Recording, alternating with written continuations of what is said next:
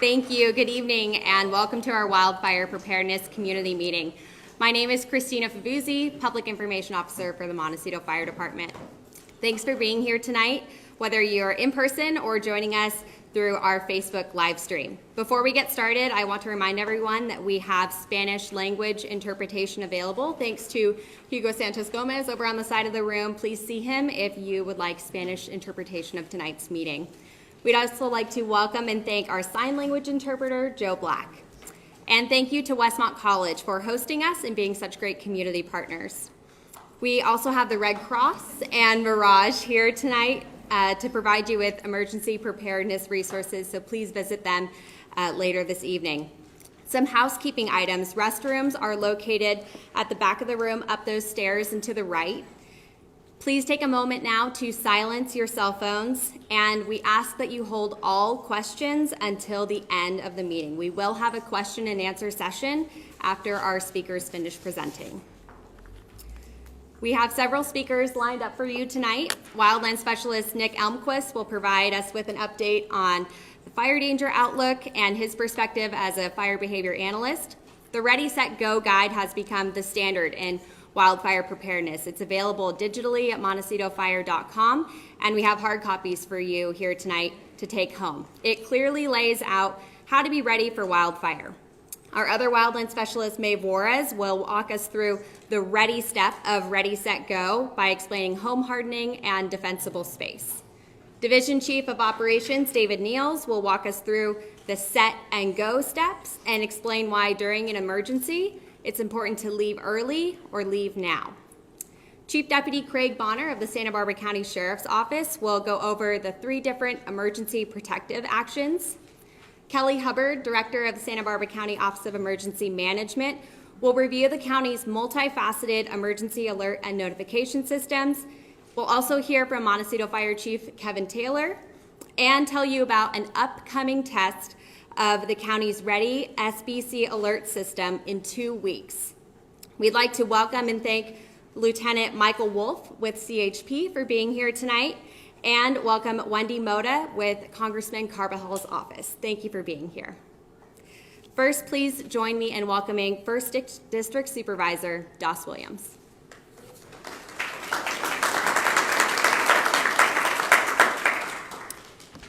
Well, first of all, it's an honor to welcome you here today, and I want to speak on behalf of the many men and women that work for the county in multiple capacities, both in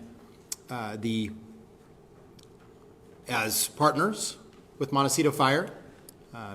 We fortunately live in a very different age of cooperation and integration of fire services. One of the members of the audience, when she got here, asked me, so what's new? Well, what's new is that we have fire services that work together more often, more integrated than I think we've ever seen before. We also are not resting on the laurels of, their good performance of the past. We are aware that as temperatures rise, that has been correlated with increased frequency of sundowner winds. So we know there's going to be some doozies thrown our way. And so the new things include a Firehawk helicopter. That's a converted Black Hawk helicopter. So we have increased capability as a service to provide mutual aid to Montecito Fire, Santa Barbara County Fire being the principal backup. And we are continuing to enlarge our debris basins. We obviously, the biggest change has been the Randall Road debris basin construction, but all of the debris basins within our scope of control have been a place that we want to make improvements to.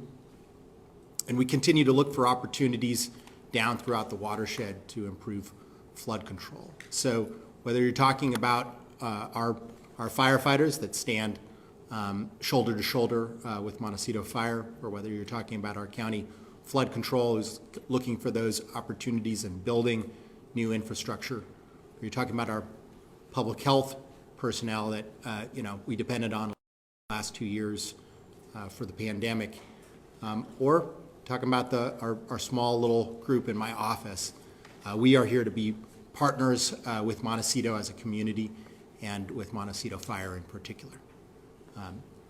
Thank you for being here. And as many of you know that enjoy our local trails, we have very incredibly steep terrain, from sea level essentially up to the Camino Cielo, 3,500 feet in a very short terrain or a very short distance. The fuels, we have this local chaparral ecosystem, and it's evolved here with the Mediterranean climate. It's made to where it really sustain seasonal drought every year, and it does that by becoming really dry on its foliage and sucking that moisture down into the roots so it could sustain many months of drought. And then weather, and all of you that live here understand the local phenomenon, the sundowner winds that happen in the spring and then in the fall, and most problematic in the fall because of the dryness of the fuels. So we have all those three characteristics, and that's why many people consider our local area some of the most complex areas to suppress wildland fires. Once they get established in those critical conditions, they become extremely complex and have a high resistance to control. So just talking a little bit about the weather this year, we're in our second year of really a sustained drought. Santa Barbara, the hydrology page, does a really good job of record keeping that goes back into the 1930s, I believe. This year, we're about 60%, I think 63% of what's considered historically average. And a lot of that rain occurred early on in January or December, and mostly in January. If you all remember, we were pretty optimistic and feeling good that maybe we were going to get out of this hole that we've been in the last couple years. And then we really just turned off. The rains just stopped. I believe February was one of the driest months looking at the historical average. We've got like 0.02 in the city, that measurable rain in February. And then really didn't get much in March and April, which historically we tend to get some storms there. So what that's happened is this has occurred much throughout the West, and about 90% of the western U.S. is in some sort of drought. You can see the layers here go from yellow up to that really dark maroon, and that's just going from moderate drought to exceptional. So here locally, you guys may not be able to see, but we're in this extreme drought, just one tick below what's considered the most critical is exceptional drought.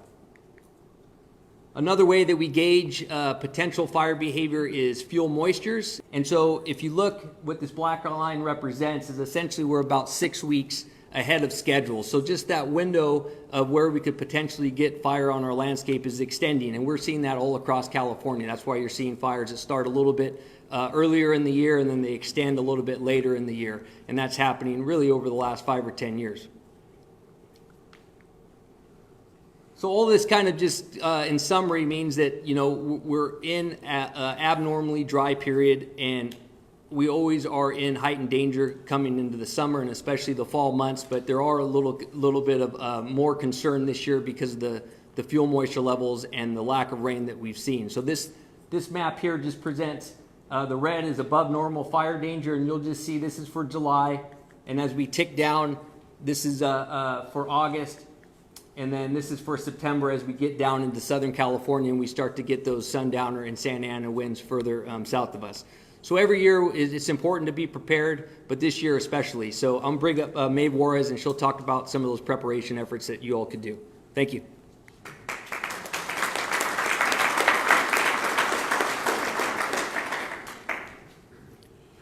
Good evening. My name is Maeve, like Nick said, and I am the other wildland specialist with the Montecito Fire Department. When Christina first started, she talked about Ready, Set, Go. And so Ready, Set, Go is a national initiative that helps community members kind of prepare for disasters and organize things to get ready. So I'm going to talk about some Ready, Set, Go. Oops, maybe I'll talk about fire danger instead. I'm going to talk about Ready and I'm going to talk about Set, but I'm going to talk about them in relation to preparing your home and your property. So this picture up here that hopefully you guys can see, I don't know with the glare, but I'm assuming that most of you have seen a similar picture of this. So what we see is a community where the homes have been reduced to ash pits, and then all the vegetation around them is completely green. And so when we talk about ways that we can harden your home, I apologize with the glare, it makes it kind of hard for you to see, I'm sure. But we talk about roofs. So when you look at the roof line here, it's very rare in Montecito to find any homes now with wood shake roofs. There are a few of them, but you want to make sure that your roof is made of non-combustible material. The picture up top up here is rain gutters. So you can see, if I can make the laser work right there. Rain gutters are notorious for collecting dead material. So leaves, dead pine needles. What you want to do is make sure that you get up there and that you're cleaning out your rain gutters. Get your grandkids, get your kids to get up there on a ladder, clean them out, get a handyman, get someone to clean out the rain gutters. Or you can now buy new screens that you can install on your rain gutters. You can have a contractor come out and do it. You can go down to Home Depot yourself, install them in there. They don't affect the water flow, but they keep all the gunk out of your rain gutters. It's a huge time saver. Vents, we see vents as an issue all the time. So here's a picture right here in the corner. I think the laser will work because of the glare here. But if you look at this picture on the far right of the screen, this is actually a house here in Montecito during the Tea Fire. The fire never even made it to this structure, but the embers made it through a vent on the side of the garage, got into the garage, and then caught the garage on fire. Luckily, the engine was there on scene pretty quickly to be able to extinguish the fire before it got into the main house. Then we look at windows, and so windows are a big game changer also. So dual pane and tempered glass. A lot of times people will have trees, some sort of vegetation or window boxes on their home, and once embers get into those areas, they start to fester and something gets caught going. Once you get heat next to the window, when the windows bust and open, then it's game over because the combustion of the window breaking into the house, embers get sucked in. Everything in our homes is incredibly flammable, from curtains, dish towels, rugs. Once embers are in there, it's pretty much impossible. It's just a game over. So a lot of times we're seeing homes burning from the inside out. So dual pane windows make a huge difference. Fencing, we see it all the time on fires. A lot of people have wooden fences that run directly to the house. So they act like a wick in a wildfire. The fence catches on fire and fire runs directly down the fence into the house. So the next time you're going to upgrade your fence, consider upgrading your fence to a non-combustible material. Decks, patios, and porches, we talk to people about those often. Those are areas where we tend to accumulate stuff. I'm guilty of it. I have some wicker furniture in my backyard. You have cushions on your furniture. Embers can land on there, catch things on fire very easily, and spread into the home. So we ask people to really kind of take a look at those areas, and especially if you're going to evacuate, make sure that you pull those things off those areas. Throw your cushions in the home or throw them in the yard if you don't have very much time. Chimneys, garages, and driveways. So those are kind of the three big players also.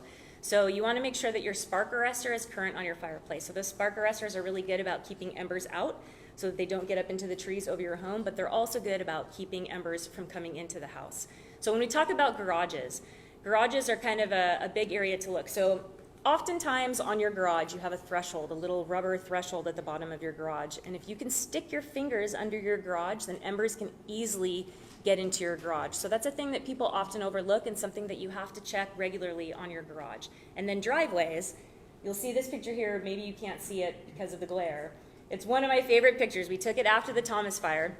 The fire never made it to this house. They had a bunch of ember wash. They had hardened their structure. It was fantastic. However, I've been telling them for months about these cypress trees that they had lined down their driveway. They're completely charred. And so when you think about your driveway, think about what you have planted on your driveway. If you have a line of cypress trees that are on fire, that's a wall of flame that you're trying to drive out or that we're trying to drive into. So pay attention to your driveways. Outdoor patio furniture, we already talked about. Exterior sprinkler systems and fire-resistant tarps. So a lot of people in Montecito we're starting to see are installing these exterior sprinkler systems. They seem to be fantastic. The one thing we want to make sure that you're having a qualified person install them and that they have their own water source. So we really ask people to turn off their sprinklers. Don't leave your sprinklers running if you do evacuate. You don't want to leave the water running because we need that water supply for the hydrants. And then the fire-resistant tarps, those are becoming pretty popular. You can buy them on Amazon, and a lot of people are just putting them over their wood piles. So talking about defensible space, so we talk about 3 major zones. So from your house to 5 feet is what we call the ember-free zone or the ember zone, so the 0 zone. So that's the area that you really want to focus on, and studies have shown that that's the most critical part for defensible space. So you really want to think about hardscaping, so using pebbles, using stone. We don't want to ever see any wood chips within 5 feet of your home. Studies have come out that are showing that wood chips are dramatically enhancing structure fire loss because of ember cast. So you want to be able to use fire-resistant landscaping in those areas. So when you come out to the second zone, so that's going to be 5 feet to 30 feet. So you really want to make sure that you're weed whipping, getting rid of any dead material, and then kind of starting to separate your vegetation. And then you have out to 100 feet is the bigger zone, and that's really where you want to focus on making sure that larger trees aren't touching each other. And I think we don't, but yeah, we do have an example here for you. I wasn't sure if we kept it in there. So when we talk about defensible space, you don't have to clear everything down to bare dirt. Doreen is here. Doreen has a property here in Montecito that's exemplary. She has a great example of defensible space. She's really cleared out similar to these two properties here in Montecito. You can see the one on the left. So they've separated the vegetation so they're not touching. It's still a beautiful landscape. You try to limit any rows of vegetation. They're going to carry fire right up to your home. The home here on the right, you can see they've done, it's tough with the glare, but you can see they've really used some hardscaping with the rocks. They trimmed the tree back so that it's not overhanging the roof. And Chief Niels is going to get up and talk to you a little bit more about the ready, set, go process, but I wanted to leave you guys with one thing that I always try to talk to people about in defensible space surveys. So Nick talked about the conditions. So we know we're in high fire season right now. We have 4 fire danger rating signs around the community. As you guys are driving around, just make sure you're paying attention and knowing that right now it's high fire season. Red flag warnings. We do a really good job of messaging to the community, but make sure you're listening to the news, paying attention, and looking around. We post signs when there's a red flag warning. So when you know that you're in a red flag warning, that's a time to start to change your behavior. So this picture at the very top there, up at what we would call the 12 o'clock, that line of cars, that's a picture from the Creek Fire. That's not people evacuating. That's a picture of cars waiting to get gas. That's just cars trying to get into the gas station. So when I talk about changing your behavior, if you know there's a red flag warning, I'm guilty of it. I almost always get home and my light turns on in my car, and I just pull in the driveway. But when there's a red flag warning and you live in an area with high fire danger, make sure you're always going home with a half a tank of gas, because you don't want to get stuck in that line when you're trying to evacuate. John Doe over here looking at his garage door. I know it's tough to see with the glare, but he's staring at the red cord. So most of the time when wildfire is coming to your house and you're going to have to evacuate, your power goes out. So if you don't have a backup power battery for your garage or your gates, make sure that you know how to open your garage. When you go home tonight, go into your garage and pull on the red cord. See if you know how to open your garage. There's nothing worse than coming out at 2 o'clock in the morning and trying to get into your car to evacuate, and the clicker won't open the garage door because you don't have any power. Those things are kind of tough to pull on. So when you go home and you tug on it, if you think, I can't do this at 2 in the morning, and you know you're in a red flag warning, you might want to consider parking your car in your driveway and not in the garage at night. There's a picture here of a cell phone. So if you're like me, I try not to keep my phone in my room at night. I leave it out in the living room. But if you've signed up for some of the alerts we're going to talk about tonight, and those are coming to your cell phone, if your phone's not in your room, you're not going to hear that evacuation warning. So make sure that you always have your cell phone close during a red flag warning and that it's charged. And then the last thing is a picture of car keys. I have 2 little kids. As soon as I walk in the door at night, it's game on. My stuff goes everywhere. My car keys go one way, my wallet goes the other way. And at 2 in the morning, you don't want to be looking for your car keys. So if you know high fire danger, red flag warning, think about putting all of those things in place and start to change your behaviors. And with that, I'll pass it off to Division Chief Dave Niels.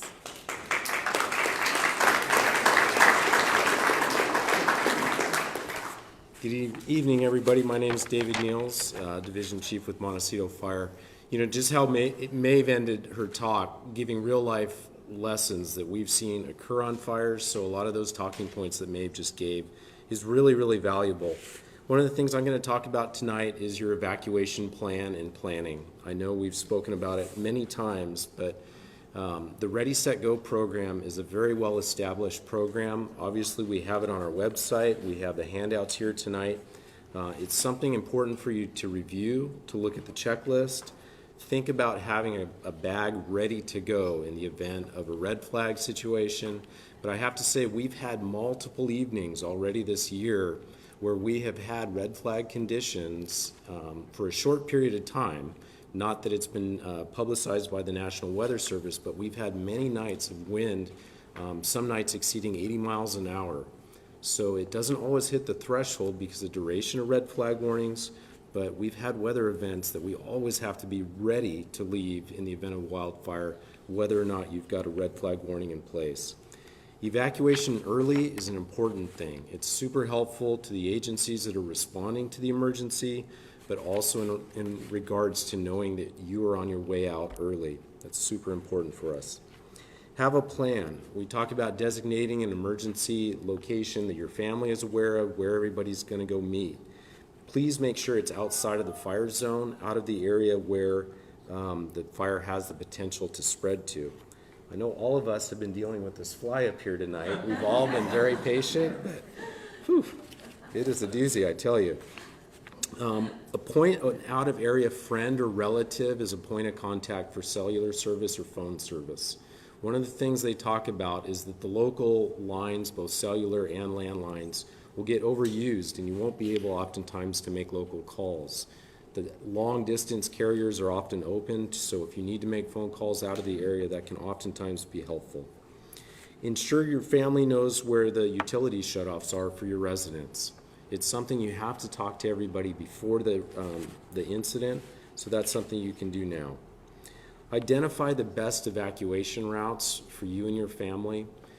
For those of us that were here during the T fire, due to the wind conditions and the changing fire conditions, oftentimes those routes got blocked by fire activity, by resources in the street.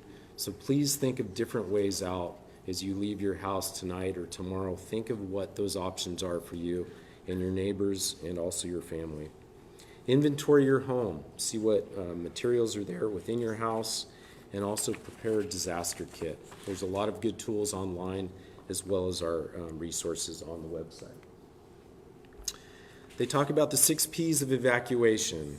Obviously, people and pets, some of the most important assets that we want to make sure you take care of. Also your papers, your phone numbers, and other important documents. Plan on that now of what's important to you, and make sure that those documents are readily available in a short notice to get with you and to leave. Your prescriptions, eyeglasses they talk about, any medications that you may have that are necessary for your well-being. Any pictures or irreplaceable memorabilia, computers, as well as credit cards, money in small denominations that you can use during the emergency. One of the most important things is leave early, and we talk about leave now. For all of us that have been in this job for quite some time, that's really important, and I'll give some reasons to that here shortly. Be ready during elevated fire risk. Maeve talked about the red flag fire conditions. We monitor the weather all the time in regards to the fire services. In our area where we live, as we are going into an extended fire season, please do the same. We've already had 7 front country fires ranging from Hollister Ranch to the Carpinteria Foothills this year. That is an abnormally large amount of fires on the Santa Barbara front country. So please be aware of how our changing conditions are affecting our fire frequency. Plan on how to get out and where you might go. Once again, like I mentioned, have multiple routes of evacuation.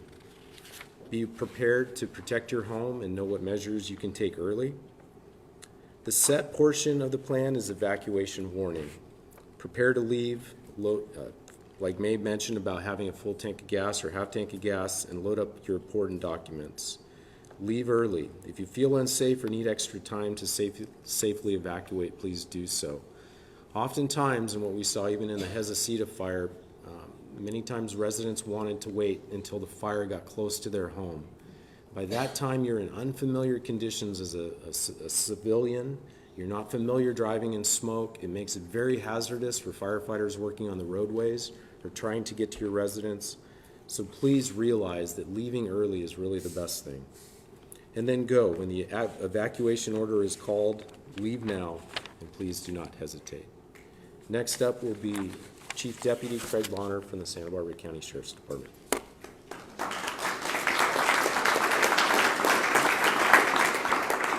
Thanks, Dave. Appreciate everybody being here tonight. Sheriff Brown sends his regards, and we thank you for the opportunity to be here. So you're going to hear some duplication, and that's on purpose, because that duplication is critical information.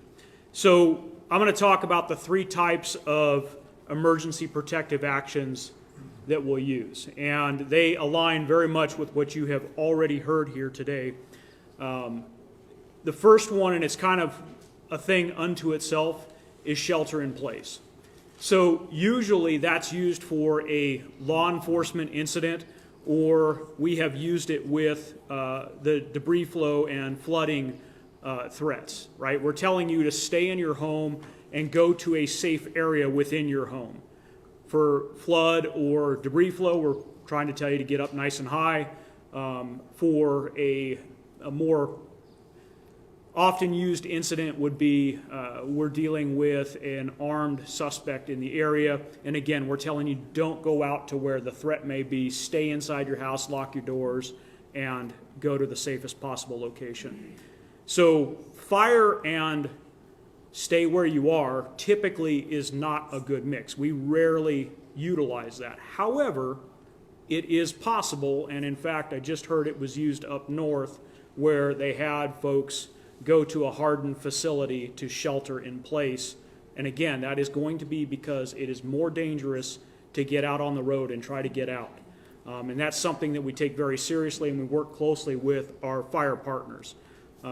Generally speaking, when we have a critical incident like that, our law enforcement supervisors are getting on scene and they're making an immediate assessment as to what the threat is.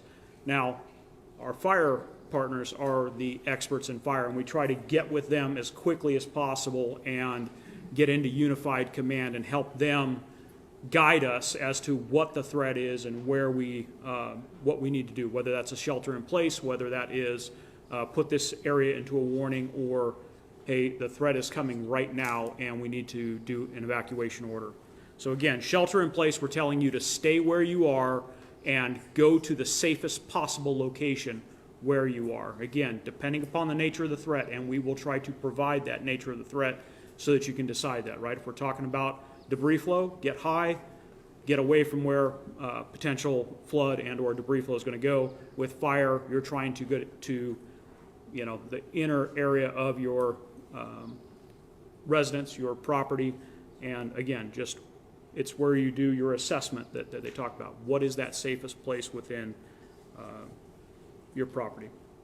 So again, you spoke about the get set, right? That is typically what we're looking for is the evacuation warning. That's where we and the fire service foresee that a threat is potentially coming. There is a high likelihood that a threat is going to come into the area. We want to give you forewarning that it's time to get ready to get out of there. When possible, we do that with as much advance notice as possible. However, in an emergent situation, we're going to do it immediately. And I think the reason we have to understand, there's a couple different types of fire scenarios. One is a scenario like the Thomas fire, where it is marching its way toward us, and the fire folks are deciding, you know, where launch points are, that, okay, it is now unsafe, we need to put this area into an evacuation order, this area needs to go into a warning. The other example would be the T fire or the Jesucita fire, where it is coming right now and we immediately need to go into evacuation orders. But when possible, we give the warning, and that's telling you again, get set. Make sure you're ready to go, have your bags packed, full tank of gas, be ready to leave at a moment's notice. If, because of medical concerns, animals, or any other reason, if you're not able to leave quickly, then leave early. And the example I give of that is a family example. As the Thomas fire was progressing along, my mother-in-law's property entered into the evacuation warning. I knew that between her and my father-in-law, they were not going to be able to get out in a timely manner. We immediately took them out and got them out of the area so that we did not have to try to do an emergency evacuation in the middle of the night, knowing that it would take a considerable amount of time to get them out of there. So again, if it's going to take you more than a few minutes to get out of your house, leave early. And then finally, the evacuation order. There is an immediate threat. The evacuation order is a legal order made by the sheriff, and it is closing an area to people coming into it. We are obviously directing that folks evacuate. We can't and won't force you, but by golly, we're asking you to do it not because, willy-nilly. We truly are trying to protect you and if you remain, it's very problematic for the fire and law enforcement services as well as for yourself. So again, that is an order. We try to keep that order in place for the least amount of time possible, and as soon as it is safe, we try to open it up and get people back into it. But again, when we put something into an evacuation order, it truly is time to get out and protect yourselves, but also protect the public safety services folks that are coming in there to protect your property and other people's lives. Again, don't hesitate, leave now. That's the core concept with that. With that, I'm going to turn it over to Kelly Hubbard to talk about emergency alerting services.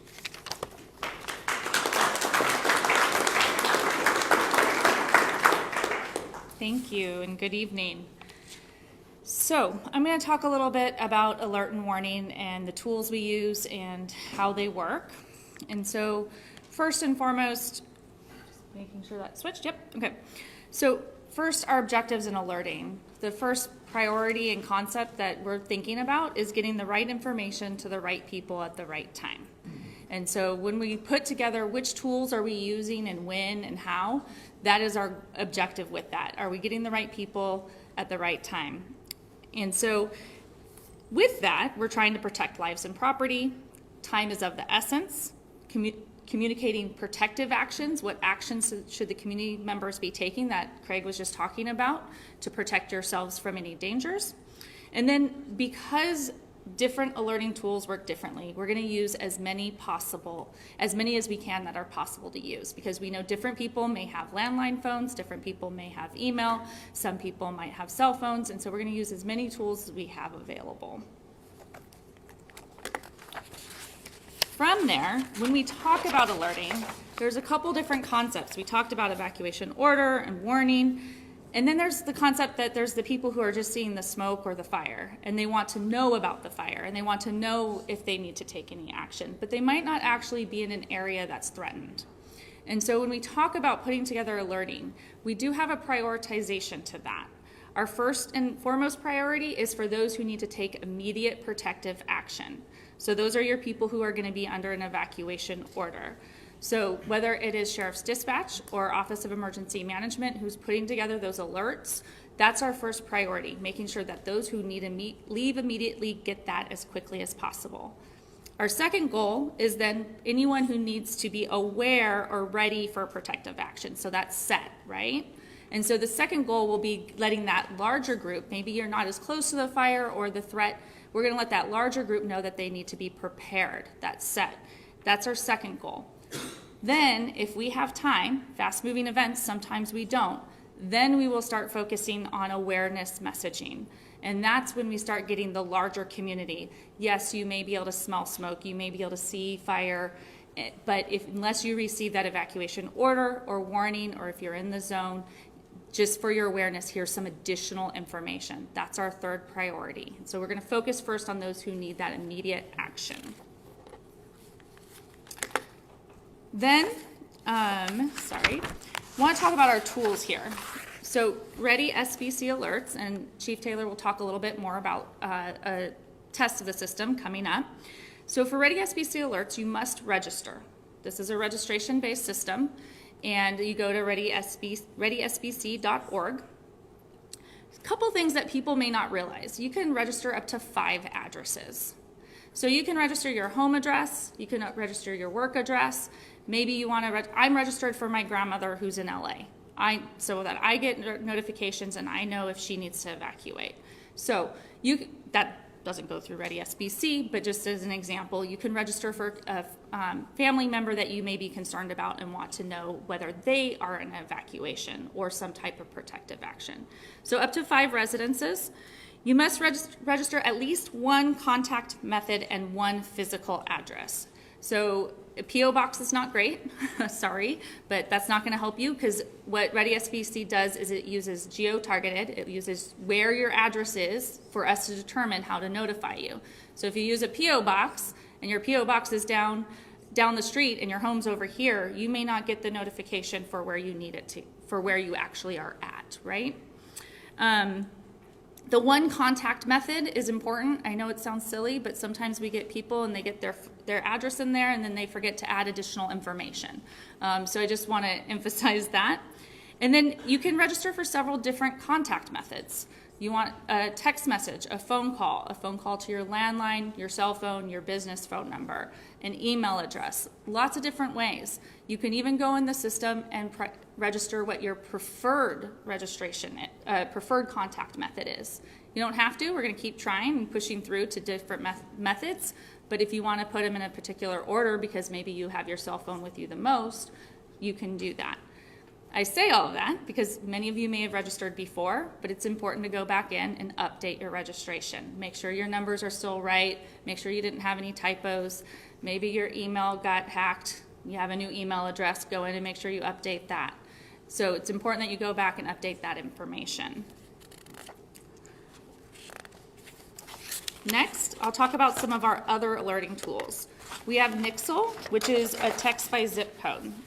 So some of you might have registered for alerts by texting your zip code to this phone number. I want to encourage you that if that's the way you registered, to still go back to readysbc.org and fill in more information. We can only do limited notifications by Nixle registration. It's by zip code, and so it's a limited concept where I can't really target the information that you may need based on your actual address. But it is a way to register. Wireless emergency alerts, those are the ones that go to your cell phones via our cell towers. This is a FEMA or a federal program that allows us as local agencies to send messages through cell towers to your phones. You do not need to sign up for this. However, I recommend that you don't turn off the function on your phone. It is automatically on your phones, but some people do turn it off. And so make sure it's on and that it's functioning properly. Also, one thing for you to be aware of is if you have an older phone, the technology is not as great. They continue to improve the technology. And so the newer the phone, the better targeted your message is going to be. Doesn't mean the older phone won't get the message. It just means that if you have one of the newer phones, it might be able to target in on exactly where you are at based on your cell phone location. Emergency alert system, those are your annoying beeps on your radio system or the red banner along the bottom of your TV screen. And then door-to-door notifications. It's really important to realize that we're going to use every possible method that we can to make sure that we're getting this message to the community members. And so that's going to include everything from boots on the ground, knocking on doors, to every method we can to get a hold of your cell phone, landline, email address, whatever it might be, and as well as working with all of our local media partners to get out information. Additionally, there are a lot of options for additional ways to get information. So I won't read through all of these, obviously, but I'd encourage you that if you are in social media, to proactively follow some of these agencies if you're on any type of social media so that you already have them in your system and you can see them immediately when there's an incident. As I mentioned, we're going to work with all of our local media to try to get the information out as quickly as possible. We also work to make sure 211 has the information so that they can, if you have questions or concerns, you can try calling them. We have a call center at the County Emergency Operations Center that will activate if needed. So it's not always activated. That's why the number's not listed. Please reserve the use of 911 for any emergency matters only. Try to confirm other information via checking your phone, checking some of these social media accounts, calling a non-emergency line if you need to. Oh, and I should mention that we will always, again, first priority is getting the notifications out, but once we do that, Office of Emergency Management will work to make sure that information is also up on readysbc.org. And with that, I'm going to turn it over to Chief Taylor.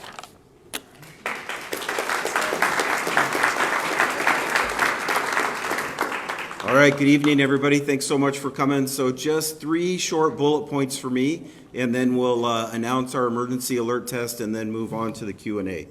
I guess first and foremost, what we've heard so far tonight is that we're in a sustained drought. The fuel moistures are low, and we've had more sundowner events than normal thus far this season. So all of that is a recipe for a large fire, and so we want to encourage you to be prepared. Since we're encouraging you to be prepared, I thought it might be helpful if we told you what we do to prepare as your fire department. So the supervisor mentioned how closely we work with all of our partners during a red flag event. When the National Weather Service says we're in a red flag fire warning, we do something called pre-positioning of resources. So in Montecito, that means we bring back every off-duty firefighter on duty and staff every piece of equipment that we have so that we're prepared to immediately respond to that particular fire. Carpinteria Summerlin Fire Protection District, Santa Barbara County Fire, and the City of Santa Barbara all do the same thing. So during a red flag event, there is approximately 3 times more firefighters on duty the full duration of the event than a normal day.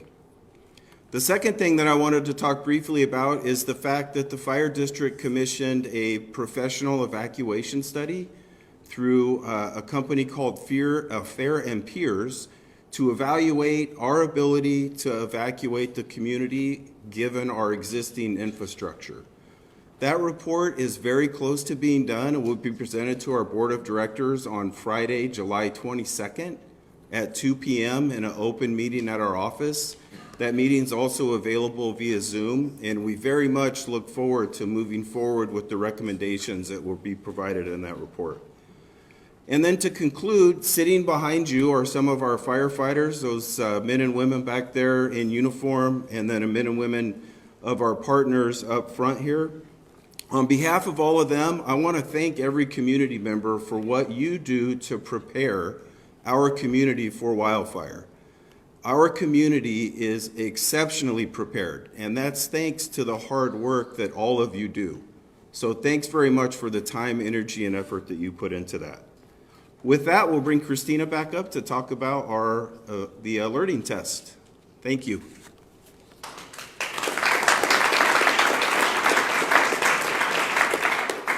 Thank you, Chief Taylor. In the spirit of preparedness, we are asking all of you to help us test a vital tool in our emergency response toolbox. You've heard about it. That's the Ready SBC Alert system. Montecito Fire is working in conjunction with OEM to conduct a test of the Ready SBC Alert system on July 21st at 11 a.m. So set a reminder in your phone now. The goal of this test is to have as many community members signed up for Ready SBC Alerts as possible, since we know it's our most reliable and effective means of sending emergency messages. We also want to confirm that you all receive and understand the message clearly. In order to receive the test alert, you must register at Ready SBC, and as Kelly mentioned, you can receive alerts for up to 5 addresses in Santa Barbara County. So once again, maybe your home address, well, of course, your home address, your work address, maybe your child's school address, and addresses for any loved ones who might have trouble accessing information during an emergency or need help evacuating during an emergency. So if you'll indulge me, you can take out your phone now and add this phone number to, I know it's a little bit of a glare, to your contacts under the name Ready SBC Alerts. The number is 805-979-2040. You can also save the number for text messages. That's 88911. That way when you get an alert, just like a phone call from a friend that you would know, it comes into your phone and you recognize it right away as coming from Ready SBC Alerts. On July 21st at 11 a.m., only the residents who live within the Montecito Fire Protection District and who are signed up for Ready SBC Alerts will receive the test alert. We have an interactive map on MontecitoFire.com, so you can type in your address and see if you are within the Montecito Fire boundary, and therefore will receive that test alert. And when you receive the test alert on the 21st, we just ask that you confirm receipt of the message. So if you get a text message, you'll be prompted to reply yes to confirm receipt. And it's important to remember that no emergency action is required. If you have questions or issues regarding the test alert on the 21st, we will have a call center staffed at Montecito Fire Station 91 to answer your calls. And you can dial our non-emergency business line, that's 805-969-7762. You can scan this QR code and we have them around the room, and that will take you straight to the Ready SBC website to sign up for alerts. And we'll continue to share information and remind you over the next 2 weeks. So if you don't follow us already on social media, we highly encourage you to. We're very active on our Facebook, Instagram, Twitter, and Nextdoor, and we'll have an entire page on montecitofire.com dedicated to the test. And we also have Unaris here from OEM who can help check that you are signed up for Ready SBC and get your information updated. So please see her after the meeting if you need some help with that. Now let's open it up to questions. And if you have a question, please make your way to one of the mics on either side of the room and we'll hear your question.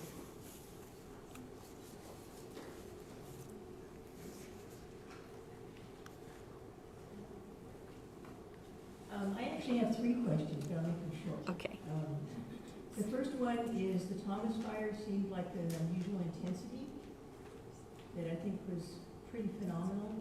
And after that fire and the other fires we've had, could we expect that kind of intensity again?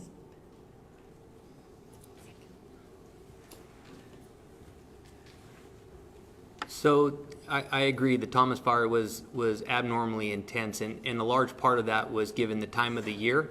What I was talking about, the fuel moistures, how they progressively get dry throughout the year. They were as dry as they will ever be, really, the fuels. And if you remember the red flag warnings, I believe the first 12 of the first 13 days that fire started were under red flag warning events. So red flag warning, Chief Niels kind of touched on, it's both the intensity of the winds combined with the relative humidity and the temperatures, but also duration. So it has to be over, I believe, 6 hours a day to warrant a red flag warning. So the combination of both the low fuel moistures and the amount of extended high fire danger is what caused that intensity. So, you know, although the conditions are critical, that was a pretty extraordinary event. Thank you. The other thing is, some friends of mine live by Elizabeth Lake, have a place in the Sierras, and they tried to go on a hike, and the National Forest was closed due to fire danger. Is that something we might anticipate here? Well, sure. Do you want to come on up, Wendy? Yeah. Sure. And once again, this is Wendy Mota from Congressman Carvajal's office. Thank you. You might be referring to last year that they closed the National Forest. It was this year? They couldn't take hikes. Okay, well, I don't know what forest that is, so I couldn't say. But last year, if you remember, we did close the National Forest when there were severe fires, and that's because resources were low for folks to be out in the fires.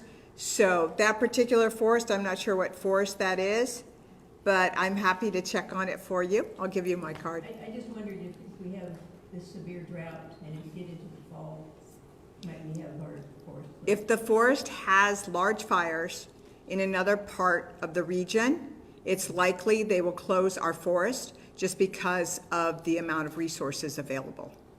Thank you. And my other thing is kind of simple, but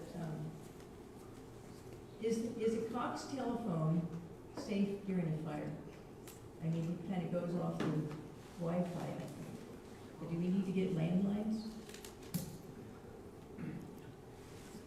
So I can kind of speak a little bit to that. I can't speak to the safety of the Cox line, but I can speak to the fact that the Cox phone numbers are, sometimes we receive those for the Ready SBC Alerts, so we try to get those from the cable networks and be able to send notifications to those, but it's not as consistent in that data. And so just for the notification purposes, my ability, Office of Emergency Management and Sheriff's ability to notify you, I'd recommend you going in and physically registering that phone number to ensure it's in our system, just because we don't always get all of we get all the landlines, we don't necessarily always get all of the cable phone numbers for our system. So as to the safety or the consistency of the line, I can't speak to that for during the fire. I don't know if anyone else can.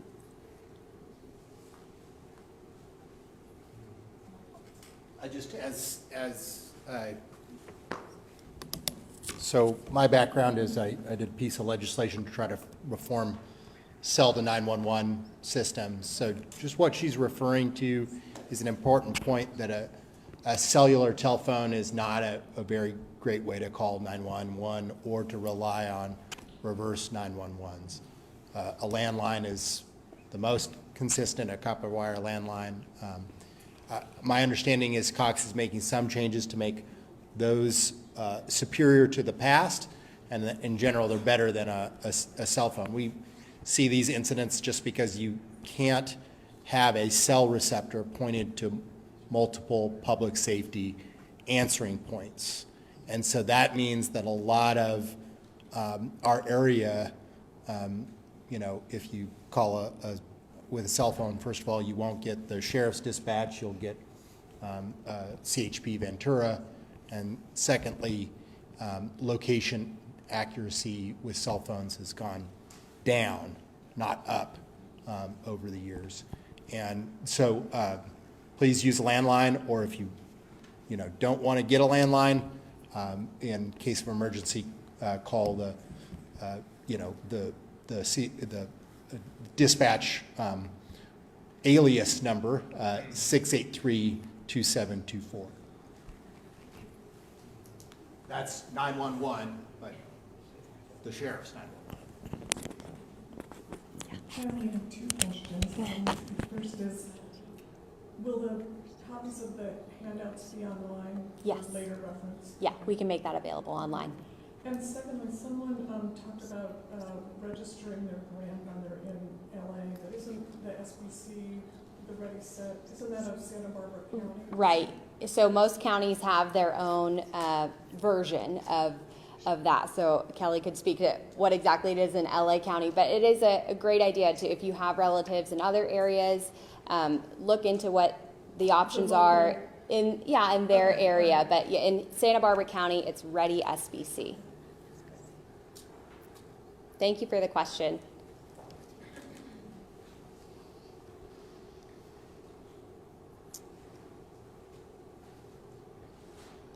Any other questions from the audience?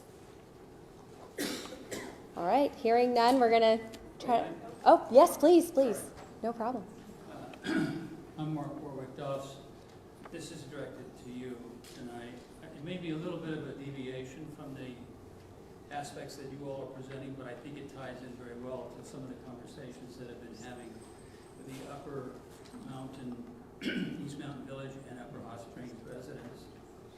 Doss, you and I had a meeting, if you remember, with several of the homeowners in the Upper Hot Springs Road back on May 12th, I think it was.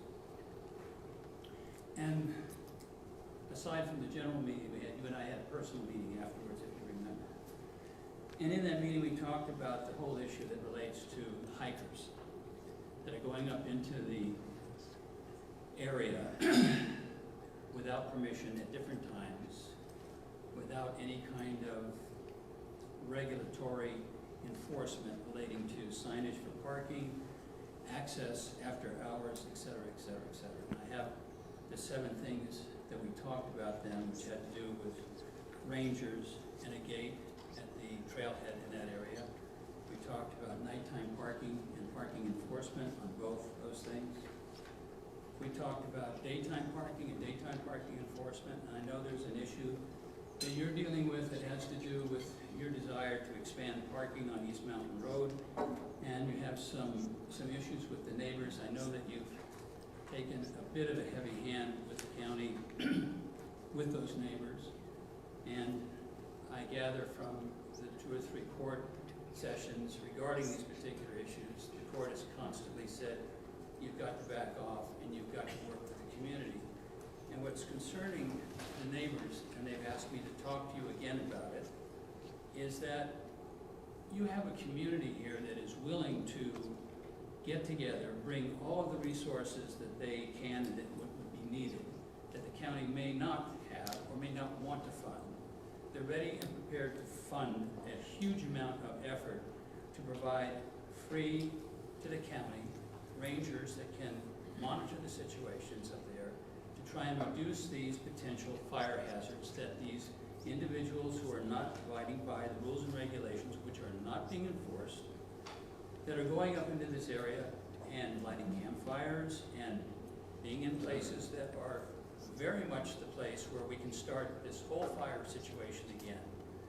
And in this whole conversation we've been having, you and Darcel, your chief of staff, we've been back and forth in communication, as you know, and it's been almost 2 months, over 2 months now, or just about 2 months, and we're not getting any kind of real concrete movement in all these different areas that we've been talking about. We're now in the middle of fire season, and it's a dangerous time, and we're in a drought that's extended. So I'm kind of perplexed as to why, and the neighbors, I'm speaking on behalf of the neighbors in the other hospital, as to why, when we had that meeting, it was a very congenial and forward-thinking meeting to try and solve some of these problems. You have a community that wants to work with you. You have a community that's willing to fund some of these issues that we were talking about. And all they seem to be getting back from you is aggressiveness and heavy-handedness with the county in the courts, which is not working in your favor. So I wonder if we could have some conversation that says, what can we do to change this process? Because this is something that you and I thought we could really work through this and make this work. Well, Mark, first of all, I don't have a message from you asking for an update or any question. We have put out updates to the folks that we knew the emails from, and the principal thing that you've discussed is already partially implemented, i.e. The question of oversight after hours up there. We want to hire rangers, getting the, if you're going to ask me a question, you should let me answer the question. So the rangers, as you might imagine, are hard to hire. So in the meanwhile, while we take time to be able to hire rangers for the positions, we have had contracted security up there, the Parks Department. And in fact, this last weekend, because of the extended weekend, and of course, I would be more concerned on July 4th than many holidays. We had them up for 4 days. So we are having oversight after hours with the security. We will hire that ranger as quickly as we can. The issue of speeds. We only have a couple speed trailers. We have our current speed trailer scheduled for the area in September, but if you want to come make it earlier, speed trailers are, you could get a speed trailer. We would happily put it out earlier than that. That's when we can get it from the other places in the county that are scheduled to have it. I fully empathize and understand the heightened level of concern up there. I know many of your neighbors can't obtain insurance. Fire is an existential threat for us all. It was particularly a heightened one for some of the neighbors up there. Just know that we we believe in a multi-pronged strategy.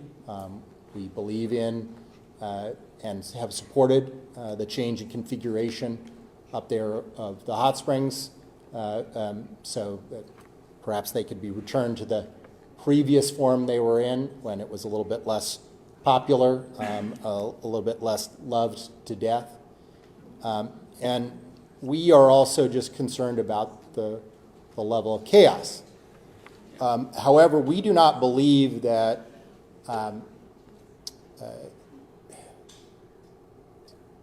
that people taking vigilante actions, like putting rocks out in legal parking spots or no parking signs out in legal parking spots, is a way to get greater compliance from trail users It's not a way to control chaos. It actually helps chaos spiral out of control. And we want to, enforce on bad parking, but also make sure that there's a small modicum of legal parking so that, with a straight face, we can tell the public, look, you have a place to access the trail. I'll take the opportunity because misinformation has been put out there repeatedly. County has no desire to use the whole public right-of-way for parking. There are many other lawful, good uses of the public right-of-way, including, public path, including evacuation width. But some parking up there we believe is necessary to control the chaos. And so the county will endeavor to uphold the public's right to the public right-of-way. And it's hard to imagine a world in which that is where the county doesn't have the right to do that. That would be a world without sidewalks, without public walkways, without public parking, without evacuation width. And so, and I'm happy to discuss it more with you. I've never said no to a meeting. I've never not responded to an email, and I'll be happy to. But when you're talking about signage, for example, which has been an issue that has been discussed, but there still isn't signage that is posted that regulates what the proper hours are and proper parking is and the penalties for if they don't. So that hasn't been put into place, which is something that is not antithetical to what you're asking for relative to the opportunity to have public parking up there, to whatever degree that's still in discussion from what I understand from some of the neighbors and yourselves. But also, when we talked about the rangers, you've got an entire community that's willing to pay for the rangers. The ad that you put out for the rangers is for that particular position. It hasn't been changed. It's been made, you've been made aware of it for months now. If you read it, it's like asking for a janitorial trainee to come in and work in this particular area. We've talked to you about rewriting the ad. It hasn't been rewritten. There's been a notification, as I understand, it's been sent out that said it has been, but it's still the same ad. And I know you're saying, well, it's hard to find somebody for $19 an hour to do this. The community is willing to pay what it takes to get that kind of ranger who has the ability to ticket and tow for illegal parking and illegal entrance. And that is something that we've been trying to get you to work with us, and we're willing to pay for that, and we still can't get movement in this area. And I don't understand why. Well, I think it's, a little bit disappointing when I've been accessible and willing to meet and dialogue to try to do that here. But we're definitely willing to move forward with that. To give you a context, the last time we tried to invent a position was what the folks are at the Sheriff's Department that now do ticket.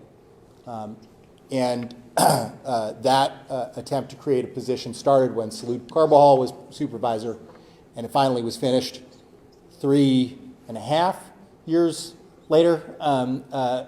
If you count start to finish between the idea, the change in department policy, putting out a job description, and hiring. I can guarantee you we will be able to do it faster than that happened. And our intention is to make it happen in a matter of, weeks or at least months. We can't get something done before that? And that is why we have the temporary security for the Parks Department in the meanwhile, because we did not want the public safety need not to be addressed while we wait for someone to be hired. I will continue to try to fill the position. I asked my godson to apply. who happens to live in your neighborhood. I'm going to try to fill that position by any means necessary. I would appreciate a little bit more attention on it. If we could move that forward, that would be fantastic. The neighbors would be very, very happy. And as I have said, you don't have really any kind of financial impediment with regard to trying to find the right person who does have that kind of authority, who is a trained individual, probably somebody that can be brought from retirement that is capable of towing and capable of ticketing to help move that awareness that there is actual enforcement going on and signage that relates to that. And there is enforcement. I mean, Deputy Chief Bonner can give you the numbers on number of tickets that have been out there and tows. It's significant. I don't mean to interrupt. I just have a fire-related question. Sure. Actually, two questions. One, we're in a mutual aid community, and so can you explain a little bit how that works? If there's a fire, if there's multiple fires within our community, how that happens, and then secondly, the best source to go to if and when there is a fire to get good, accurate information, and will some of the information come back to us via ready.org, or do we need to rely on the media? Because oftentimes if the power's out or there's other ways, is there a good, will there be a community set up at? Yeah, absolutely. I'll take your second question, and then I think Chief Niels will take the mutual aid question.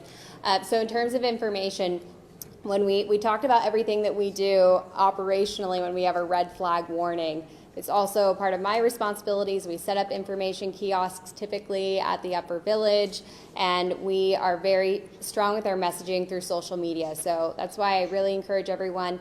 Maybe social media isn't something that you're very familiar with, but it is the best tool for us to get you information immediately. So now having this full-time public information position for Montecito Fire, we're able to message much more consistently and immediately. So following us on Twitter, on Facebook, on Instagram, and especially for Twitter, turning on alerts so that you know you're alerted on your phone when we're tweeting out new information. And we want to be your first source for information. We rely on our traditional media partners absolutely as well, and we try to have a multifaceted messaging strategy. So in person, sending out mailers, having that information kiosk, and then having a strong digital presence as well. Chief Niels, would you want to take the mutual aid? Thank you. Thank you, sir, for your question. The mutual aid system that exists within the county of Santa Barbara is very strong, and we are a model for other counties and throughout the state. Obviously, we're part of a mutual aid system throughout the state of California as well, but I'll just focus here in the county itself. Let's say a fire starts within the Montecito Fire District. These are the resources that we already have agreements to assist our 2 stations and our personnel that respond. We have agreements with Carpinteria Summerlin that automatically send engines on the first strike of the alarm, as well as Santa Barbara City Fire. We serve an area both that the district provides service both on state responsibility land, so that brings an automatic agreement with the county of Santa Barbara for response in that area. Beyond just those SRA lands, it extends a half mile both into the Montecito Fire District and into the Los Padres National Forest.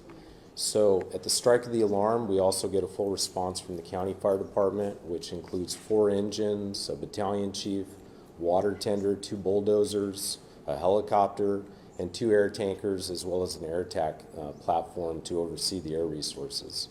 If the fire is at the Los Padres National Forest, those agreements also enhance their response. We respond into the forest as well, and the forest also complements that response with multiple engines, patrols, dozers, hand crews, and aircraft resources as well.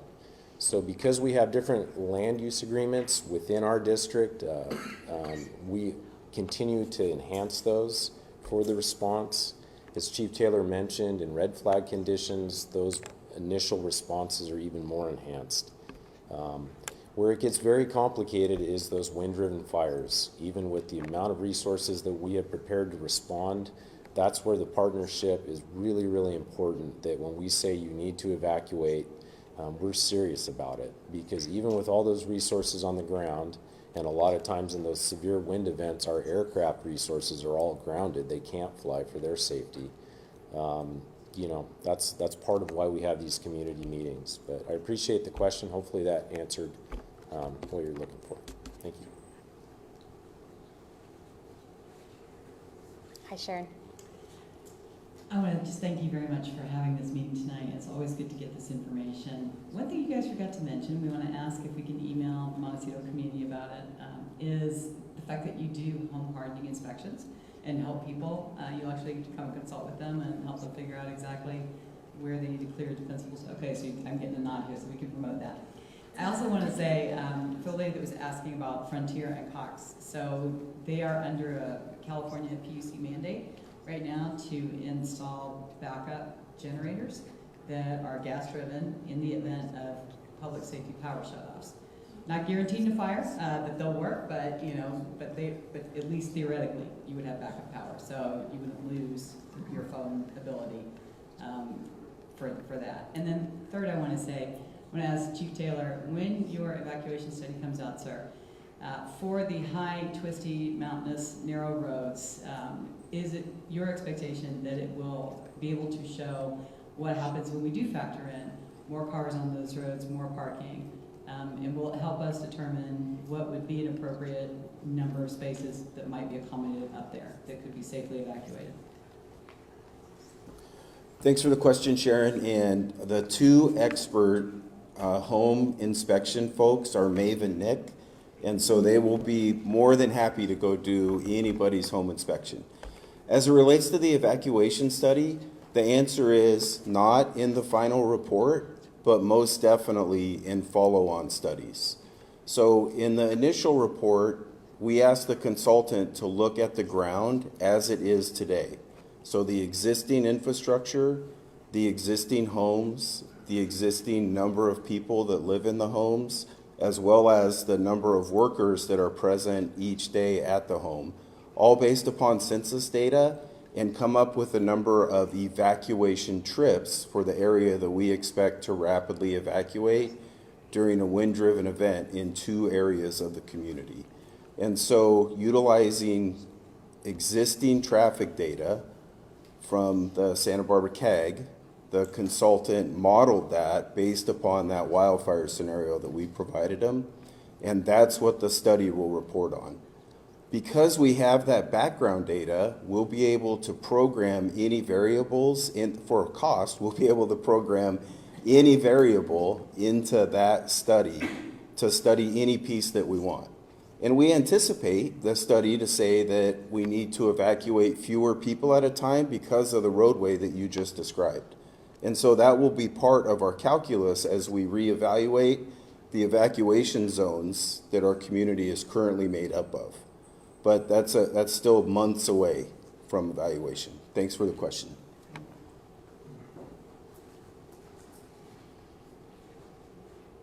Hi, good evening.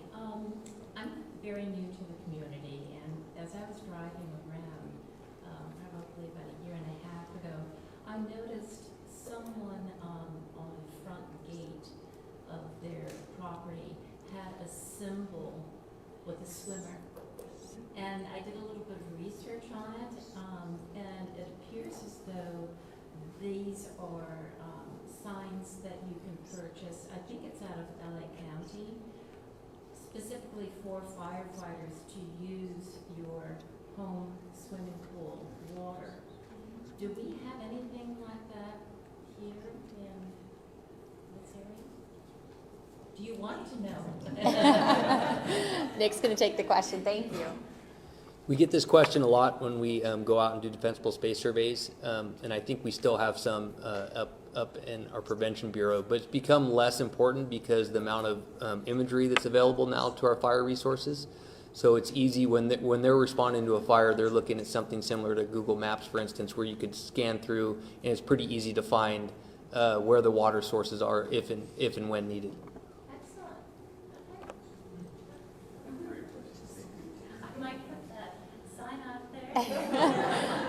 Thank you for the question, and welcome to the community. It's so important that we have new community members register, and that's why we wanted to have this meeting tonight, to make sure that you're signed up for alerts and feel prepared. Any other questions from the audience tonight? No rush. All right, well, it's just about 7:20. Thank you all.